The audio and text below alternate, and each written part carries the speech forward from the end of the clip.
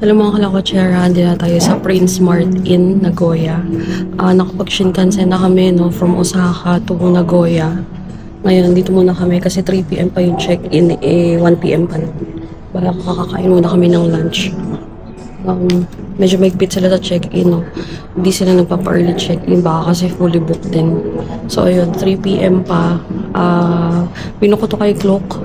Talagay ko na dito kung magkano. Mamaya room tour ko kayo pagpasok namin kasi binuko ulit dito is 2 rooms. Parang wala silang family room eh. Tapos dito kayo kukuha ng mga, ano to?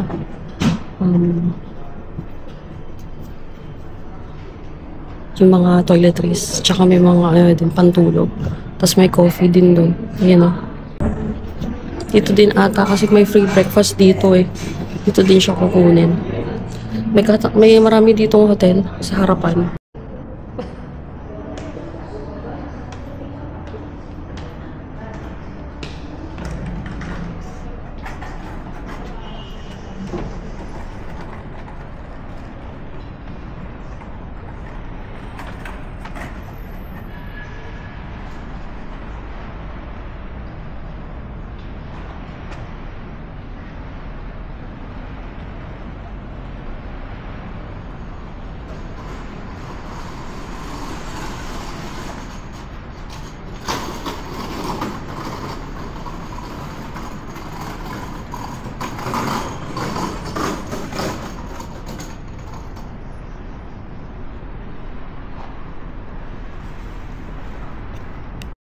Ayan, mas mura na. Ayan o. Parang di mo harap. Curry lang yan. Si mama mahilig sa curry, ikaw. Malayo yun, maging 30 na yun. Oh, sige. Ito ngayon. Pabalik na yan? Ito yun. Diba ganun ang order natin? Yan, chicken wing.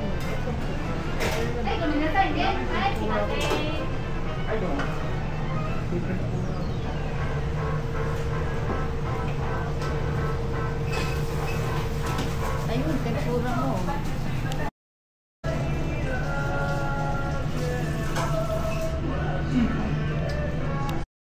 Piraso na siguro.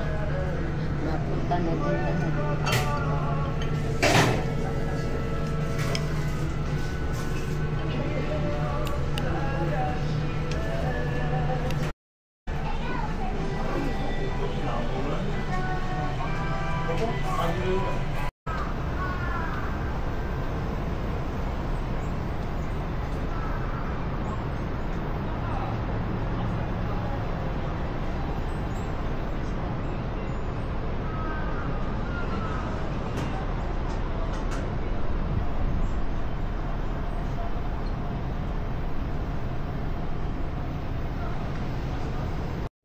Kamusta mga kalakotsera, hindi na tayo sa Nagoya. Nakapag-lunch na kami dito. Sarap. Mura lang siya, no? Yung per meal namin nasa 1,000 lang eh. Tapos complete set. Right. Waiting lang tayo ng check-in kasi 3 PM pa yung check-in. 2 o'clock pa lang, 2:20 pa lang. So lakad muna tayo kay Donkey. Tingnan natin kung anong meron doon. Wala mo kami balak bumili, no? Ang dami ring hotels dito, oh. Dito kami sa Sakae area. Ang daming kainan, ang daming convenience store, maraming kombini, maraming hotel. Tapos malulobat na ako. Sobrang sarap, bro.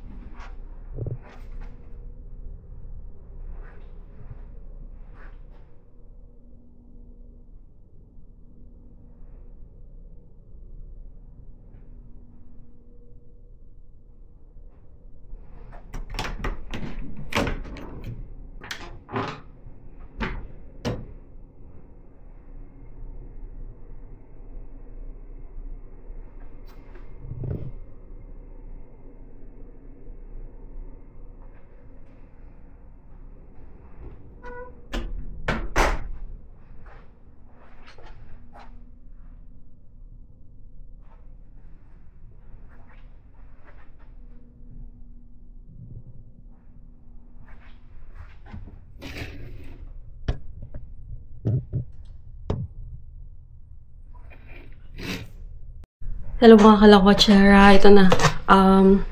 Kadarating lang natin dito sa hotel. Kaka-check-in lang namin, no, saktong 3 p.m. Kung 3 p.m. kami nag-check-in, kumain muna kami. Panda dyan, nasarap ng pagkain, no. Siguro nakita nyo na yun bago nyo pang makita tong clip na to. Ang sarap ng pagkain nila, grabe. Uwishi talaga.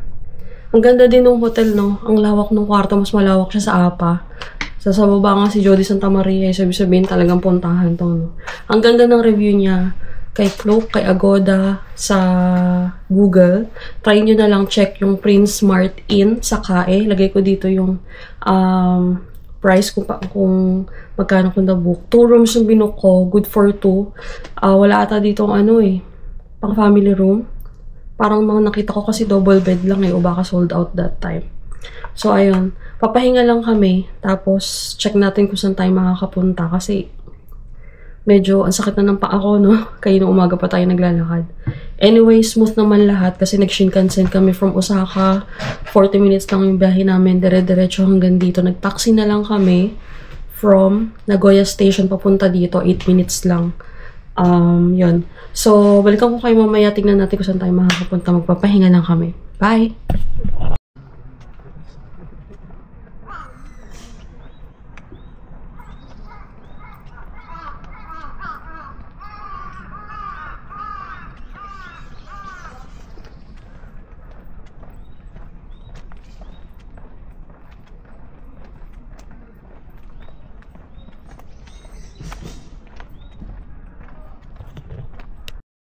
Si Kuya talaga.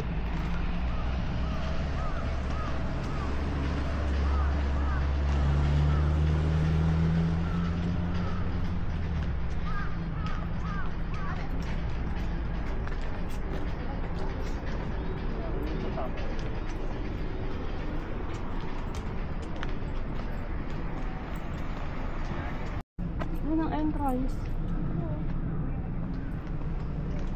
No entry.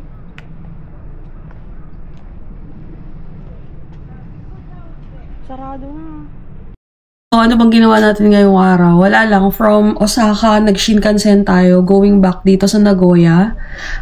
Tapos nun, nag-wait lang tayo ng check-in time. Since 3 p.m. pa yung check-in, no? Kaya, ayun. Nagantay lang tayo ng kaunti. Kumain lang din kami dyan. Sa labas. Tapos, ayun si My Loves. Kumuha ng hot water. Kasi bumili kami ng Nissin cup noodles sa seafood. Siyempre, pag dito, diba? Try na natin yun. Tapos, ito muna yung first meal natin. Spam. Chikreng! Siyempre, dito na tayo. Try natin. Diba? Yan. Maaga kami magpapahinga ngayon kasi bukas nga, maaga tayo mag-Shirakawa Go. Yung day tour natin is mag-start ng 8:30. So, dapat 8:15 na sa Nagoya Station na tayo. Kasi doon yung meet-up point. Pero aagahan natin, no, para hindi naman tayo nakakaya, char. Para sure na hindi tayo malilate, agahan natin. So, ayun. Ano pa ba? Yun. Bukas, Shirakawa Go, Takayama tayo. Ay, Gifu, Takayama muna, then Shirakawa Go. Then, babalik tayo dito sa Nagoya ulit. Tapos, sa Wednesday, meron kaming planned activity, hindi pa namin sure kung matutuloy. Then, Thursday, babalik na tayo ng Manila, no? So, yun. Ito muna yung kakainin natin. Mag-rice talaga ako kasi grabe yung lakad natin. Talagang 2 beses ko na-hit yung goal today. So, it means 40,000 something steps, diba? Grabe, nakakapagod yun talagang tunay. So, yun. Tikman natin to.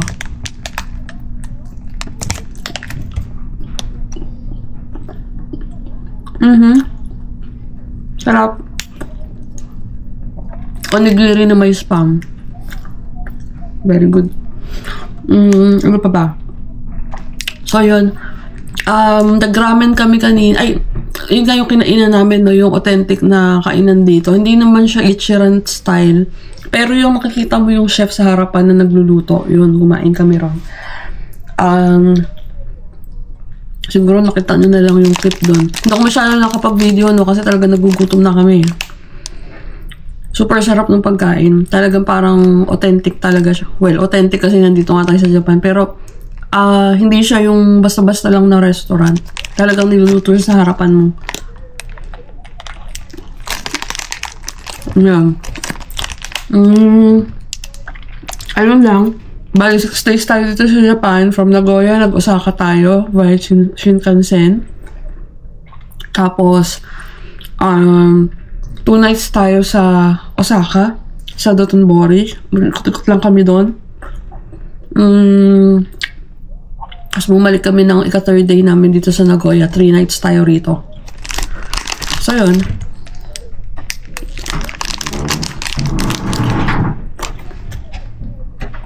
Marami din, may mga nabili rin kami sa Uniqlo, no? Tsaka sa Gio, sa Dotonbori. Kasi ang mura talaga ng pants. Yung mga pants na nasa Pilipinas, yung mga bandang 1.4 to 1.9, dyan kay Dotonbori, kay Osaka, mga ano lang, 500, 700, nakabili ako yung pink kong pants. Pakita ko dito yung picture.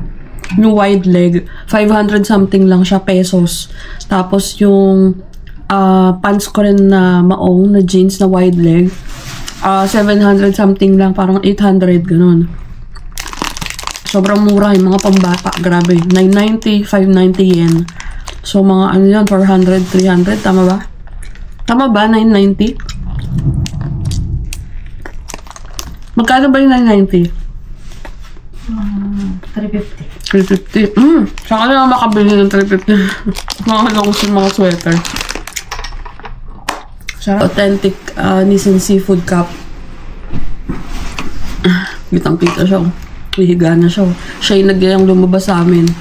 Tapos tingnan mo, siya yung unang hihiga. So, tikman na natin. Wow, sarap. Mag-umukbang tayo ngayon. Talaga grabe, no? Sobrang lakad namin. Kahit nga kumakain ka ng marami, noodles, udon, ramen, kahit mag-rice ka pa with katsudon, yung mga ganun, ang bilis ma-burn. Parang ano, mabubusog ka sandali, tapos maglalakad ka na naman, maya-maya gutom ka na naman dahil sa layo ng nilakad mo, talagang burn na burn talaga. Mahina dito yung mga tipong 3 kantong lakaran. Lakaran dito yung mga tipong 5 streets away, ganun.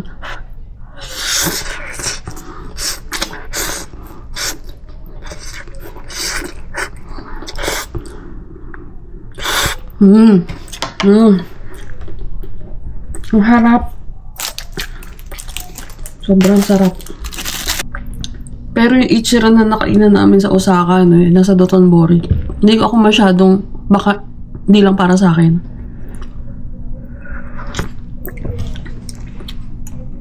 Parang so-so lang yung lata niya.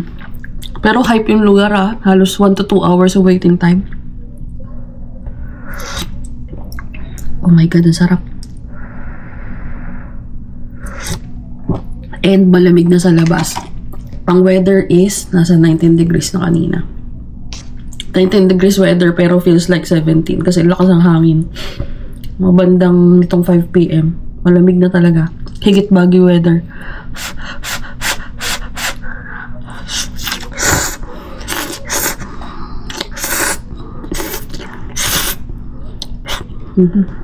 Ang sarap.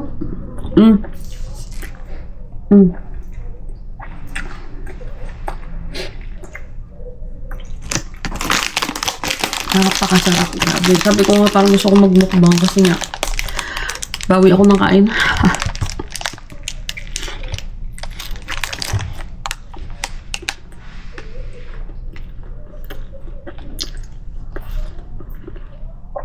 Kaya karamihan sa mga Japanese, ang fit nila. Siguro, no?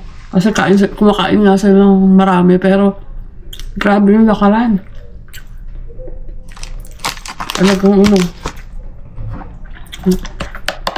Yung Yakult ata to. Na juice.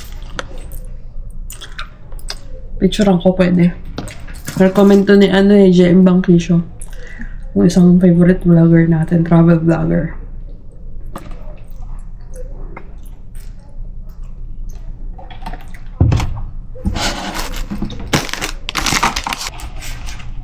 Paano to? Oh, hindi nakuha dito.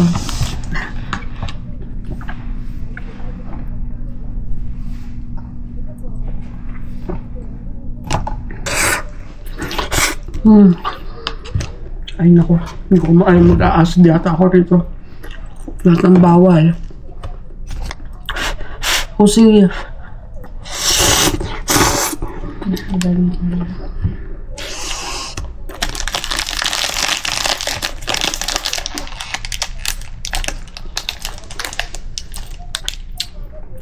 Ang sarap, grabe kumain. Sobra.